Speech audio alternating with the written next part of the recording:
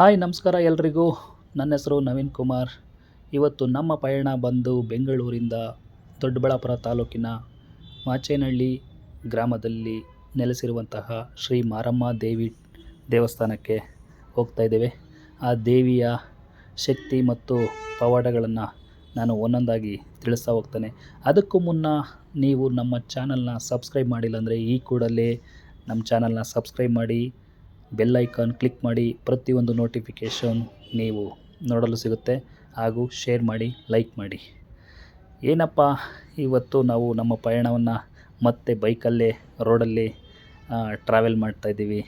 ಯಾವಾಗ ನೋಡಿದ್ರು ಬರೀ ರೋಡ್ ಟ್ರಿಪ್ಪೇ ಇರುತ್ತೆ ನಮ್ಮದು ವೀಡಿಯೋಸಲ್ಲಿ ಅಂತ ನೀವು ಕೇಳ್ಬೋದು. ಯಾಕಂದರೆ ನಾವು 100 ಕಿಲೋಮೀಟರ್ ಬಿಫೋರ್, ಅಂದರೆ 100 ಕಿಲೋಮೀಟ್ರ್ ಒಳಗೆ ಎಲ್ಲೇ ಹೋಗಬೇಕಾದ್ರೂ ನಮ್ಮ ಸ್ನೇಹಿತರ ಜೊತೆ ಆಗಿರ್ಬೋದು ಅಥವಾ ನನ್ನ ಕುಟುಂಬದ ಜೊತೆ ಆಗಿರ್ಬೋದು, ನಾವು ಬೈಕಲ್ಲೇ ಪ್ರಯಾಣ ಬೆಳೆಸೋದು. ಯಾಕಂದರೆ ನಮ್ಮ ಬಳಿ 4 ಚಕ್ರದ ವಾಹನ ಅಂದರೆ ಕಾರ್ ಇಲ್ಲ. ಅದಕ್ಕೋಸ್ಕರ 2 ಚಕ್ರದ ವಾಹನ 2 ವೀಲರಲ್ಲೇ ನಮ್ಮ ಸ್ಪೆಂಡರ್ ಪ್ಲಸ್, ಅದು ನಮ್ಮ ಐರಾವತ, ಅದರಲ್ಲಿ ನಮ್ಮ ಪಯಣ. ಸೊ ನಾನು ಒಂದೊಂದಾಗಿ ಹೇಳ್ತಾ ಹೋಗ್ತೇನೆ. ಈಗ ಹೊಸದಾಗಿ ನೋಡಿ, ಈ ರಸ್ತೆ ಕಾಣ್ತಾ ಇದೆಯಲ್ಲ, ಮೊದಲಾಗಿ ತುಂಬ ಚಿಕ್ಕದಾಗಿತ್ತು ಈ ರಸ್ತೆ. ಇದು ನೆಲಮಂಗಲ ಟು ಮಧುರೈ ದೇವಸ್ಥಾನ, ಶನಿ ಪರಮಾತ್ಮ ನೆಲೆಸಿರುವಂಥ ಮಧುರೈ ದೇವಸ್ಥಾನ ಇದೆ. ಕನಸವಾಡಿ ಅಂತ ಎಲ್ಲರಿಗೂ ಗೊತ್ತಿರುತ್ತೆ. ಆ ಮಾರ್ಗವಾಗಿ ಹೋಗಬೇಕಾದ್ರೆ ಮೊದಲಿಗೆ ರೋಡು ತುಂಬ ಚಿಕ್ಕದಾಗಿತ್ತು. ಈಗ ಡಬಲ್ ರೋಡ್ ಮಾಡಿ ತುಂಬ ಅಗಲೀಕರಣವಾಗಿ ತುಂಬ ಸುಸಜ್ಜಿತವಾಗಿ ಈ ರಸ್ತೆ ಇದೆ. ನಾವು ಇಲ್ಲಿಂದ ಬೆಂಗಳೂರಿಂದ ಹೊರಟು ಈ ರಸ್ತೆಯ ಮುಖಾಂತರ ನಾವು ಹೊರಟಿದ್ದು ಕನಸವಾಡಿ ಹತ್ತಿರ. ಅಲ್ಲಿ ಹೋಗಿ ಹಾಗೆ ಒಂದು ಹೂವಿನ ಅಂಗಡಿಯಲ್ಲಿ ಹಾಗೂ ಅಲ್ಲಿ ತಾಯಿಗೆ ಒಂದು ಹೂವಿನ ಹಾರ, ಹಾಗೆ ಹಣ್ಣು, ಪೂಜೆ ಸಾಮಗ್ರಿಗಳನ್ನು ನಾವು ತಗೊಂಡು ಅಲ್ಲಿಂದ ನಾವು ಮುಂದೆ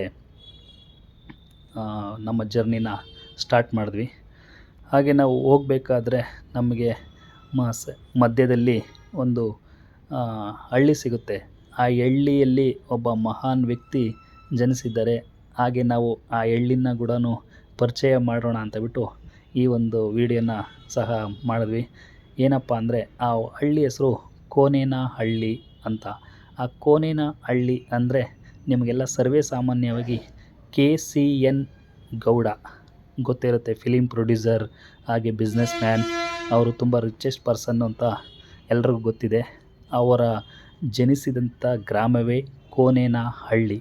ಅಂದರೆ KCN ಅಂದರೆ ಕೋನೇನಹಳ್ಳಿ ಚೌಡಯ್ಯ ನಂಜುಂಡೇಗೌಡ ಅಂತ ಹೇಳಿ ಅವರ ಫುಲ್ ನೇಮ್ ಇರೋದು.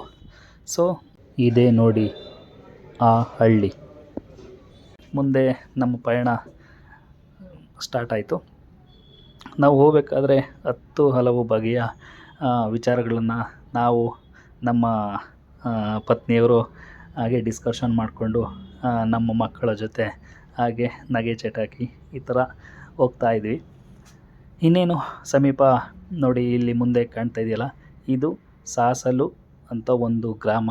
ಅಂದರೆ ಇದು ಮೊದಲಿಗೆ ಹೋಬಳಿ ಆಗಿತ್ತು. ಈಗೂ ಸಹ ಇದು ಹೋಬಳಿಯೇ, ಆದರೆ ತುಂಬ ದೊಡ್ಡ ಊರೇನಲ್ಲ, ಚಿಕ್ಕ ಊರೇ. ಇಲ್ಲಿ ಹೆಡ್ ಕ್ವಾರ್ಟರ್ಸ್ ಥರ ಮಾಡ್ಕೊಂಡಿದ್ದಾರೆ. ಇದು ಇಲ್ಲಿಂದ ನಾವು ನೋಡಿ ರೈಟಿಗೆ ಅಂದರೆ ಬಲಗಡೆ ತಿರ್ಕೊಂಡ್ರೆ ಇದು ಆರುಡಿ ಅನ್ನೋ ಒಂದು ಗ್ರಾಮಕ್ಕೆ, ಹಾಗೇನೇ ಶ್ರೀ ಲಕ್ಷ್ಮೀ ನರಸಿಂಹಸ್ವಾಮಿ, ನಂದು ಒಂದು ಲಾಸ್ಟ್ ವೀಡಿಯೋ ನೋಡಿದ್ರಲ್ಲ, ಶ್ರೀ ಲಕ್ಷ್ಮೀ ನರಸಿಂಹಸ್ವಾಮಿ ಸನ್ನಿಧಾನಕ್ಕೆ ಹೋಗೋಕ್ಕೆ ಮತ್ತು ಆರುಡಿ, ಹಾಗೆ ಮುಂದೆ ಹೋದರೆ ಕೆಲವು ಗ್ರಾಮಗಳಿಗೆ ಈ ರೋಡು ಹಾದು ಹೋಗುತ್ತೆ. ನೋಡಿ, ಹೀಗೆ ಸ್ಟ್ರೈಟ್ ನಾವು ಹೋಗ್ತಾ ಇದ್ದರೆ ಮಾಚೇನಹಳ್ಳಿ ಅನ್ನೋ ಒಂದು ಗ್ರಾಮ ಸಿಗುತ್ತೆ. ಆ ಗ್ರಾಮದಲ್ಲಿ ನೆಲೆಸಿರುವ ತಾಯಿಯೇ ಶ್ರೀ ಮಾರಮ್ಮ ತಾಯಿ. ನೋಡಿ, ಇಲ್ಲಿ ಕಾಣ್ತಾ ಇದೆಯಲ್ಲ, ಇದೇ ಮಾರಮ್ಮ ತಾಯಿ ದೇವಸ್ಥಾನ.